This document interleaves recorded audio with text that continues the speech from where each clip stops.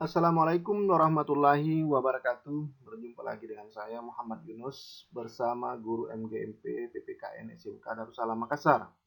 Kali ini kita akan membahas tentang pelanggaran HAM, yaitu materi pelajaran pandemi PPKN kelas 11 semester pertama.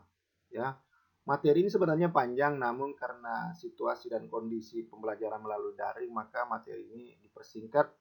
Setidaknya hanya akan membahas tentang hal-hal yang sifatnya krusial yang menjadi penting diketahui oleh siswa. Baik.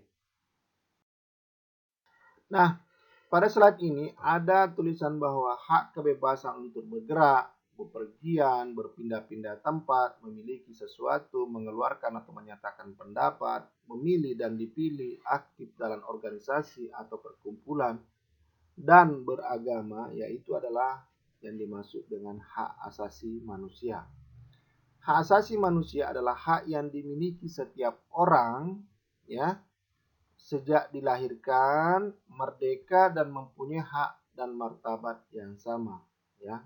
Inilah pendapat yang dicetuskan melalui Universal Declaration on Human Rights atau pernyataan pada hak asasi manusia sedunia, ya, bahwa setiap manusia yang lahir merdeka dan mempunyai hak dan martabat yang sama, baik warga negara Indonesia, Malaysia, Singapura, Amerika, Arab Saudi, dan Afrika, dan dimanapun Anda berada adalah sama, ya. Hak asasi manusia ini muncul pada tahun 19 Oktober, pada bulan Oktober 1945, sehingga inilah yang melandasi terjadinya kebebasan atau terjadinya merdekanya beberapa negara dunia. Karena itu adalah bentuk pelanggaran hak asasi manusia. Baik. Nah, hubungannya hak asasi manusia dalam Pancasila, yaitu Pancasila yang hanya ada di ideologi yang hanya ada di Indonesia, ya, perlu kita ketahui bahwa sila pertama itu ketuhanan yang Maha Esa adalah menjamin dan kemerdekaan untuk memeluk agama dan melaksanakan ibadat dan menghormati perbedaan agama. Kemudian sila kedua adalah kemanusiaan yang adil dan beradab, itu menempatkan setiap warga negara pada kedudukan yang sama depan hukum. Artinya baik siapa saja, baik anak pejabat maupun anak biasa, rakyat biasa adalah sama di depan hukum. Kemudian yang ketiga, persatuan Indonesia adalah mempersatukan warga negara Indonesia dengan semangat rela berkorban menempatkan kepentingan bangsa dan negara di atas kepentingan pribadi dan golongan.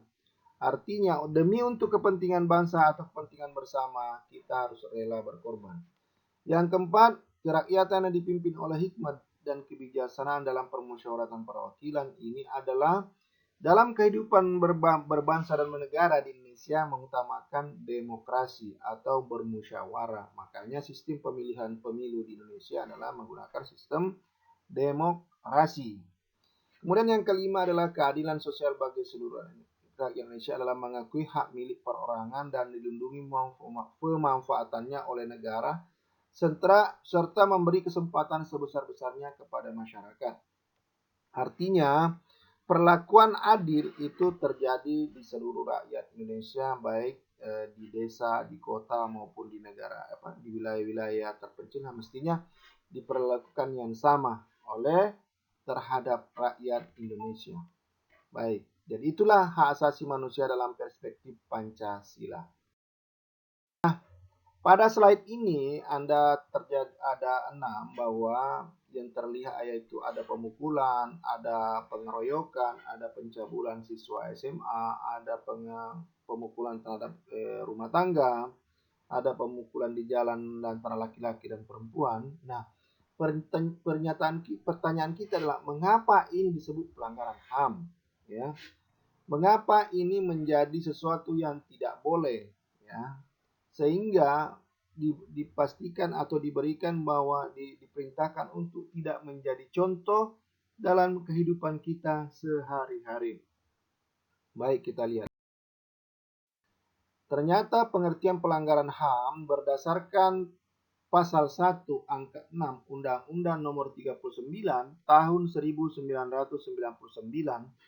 Pengertian pelanggaran HAM adalah setiap perbuatan seseorang atau kelompok orang termasuk aparat negara baik disengaja maupun tidak disengaja atau kelalaian yang secara melawan Hukum mengurangi, menghalangi, membatasi, dan atau mencabut hak asasi manusia seseorang atau kelompok orang.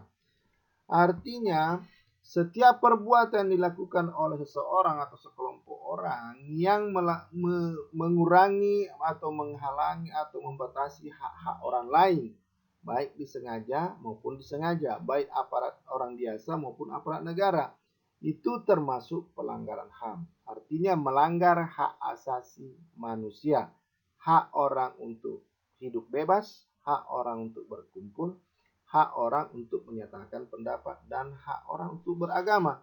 Oleh karena itu disebutlah pelanggaran HAM.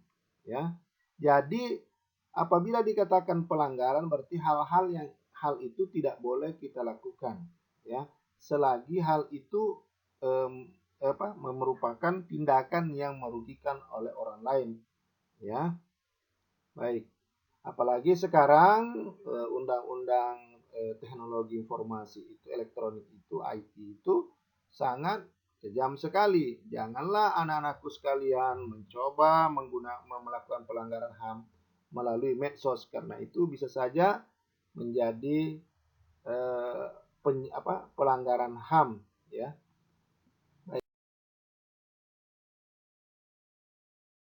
Indonesia telah banyak kasus-kasus pelanggaran HAM, ya, yang pernah terjadi, misalnya Tanjung Priuk 1984, Trisakti dan Semanggi 1998, Marsina, kemudian kasus Ambon, bom Bali 1 dan 2, Poso, dan lain-lain sebagainya. Itulah contoh atau kasus-kasus pelanggaran HAM yang pernah terjadi di Indonesia.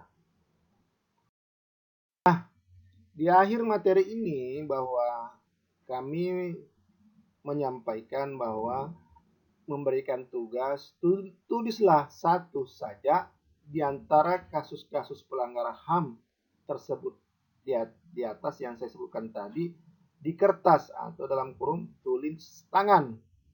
Lalu berikan penjelasan kenapa itu terjadi menurut pandangan Anda, ya, sehingga dikatakan pelanggaran HAM, dan kumpulkan pada guru Anda masing-masing.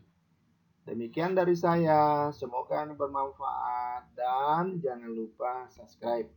Wassalamualaikum warahmatullahi wabarakatuh.